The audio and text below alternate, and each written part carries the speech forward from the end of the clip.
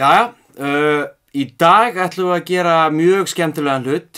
Við ætlum að kíkja á Push kontrollin, nýja frá Live. Hann var að detta í hús hjá okkur í hljóðheimum og ég ætla að séra þessari ánægju með því að opna pakkan með ykkur.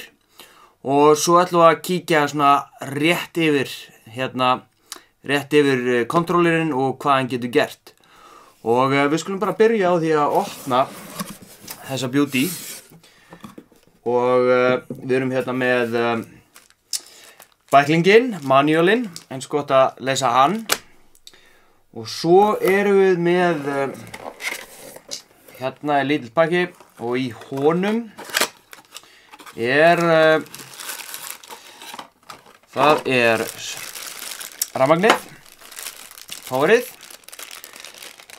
Og svo tökum við það er svona ný lykt af þessu.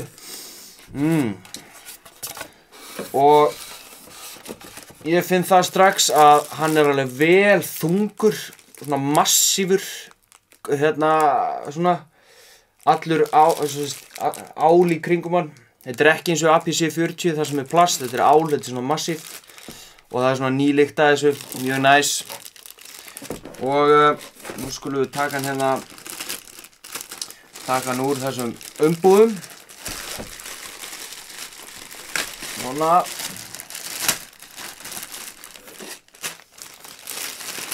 Svona.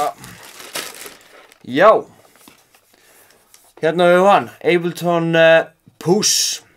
Ekkert smá fallegur og massífur kontrollir. Og ég get ekki beðið að fara að tengja hann. Skulum tjekka á því. Jæja, nú er ég búinn að fara yfir Push kontrollerinn og hvað get ég sagt, hann stenst allar væntingar og er bara frábær kontroller í alla staði. Það er núna er hægt að sleppa því að horfa á tölvuskjáinn og aðeins nota Push til þess að semja.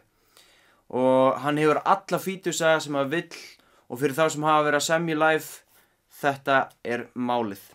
Og ef við kíkjum aðeins á þetta þá sjáum við að takkarnir eru rosalega bjartir og þægilegir og touch á þessu er rosalega þægilegt. Og í rauninni eins og ég segi, það er bara ekkert sem ég sé í fljótu bragði að þessum kontroller. Og náttúrulega rosalegu plús líka að þetta er svo massíft, þetta er þungt og þetta er alvöru græja. Þannig að þetta fær 10 einkunn, klárlega.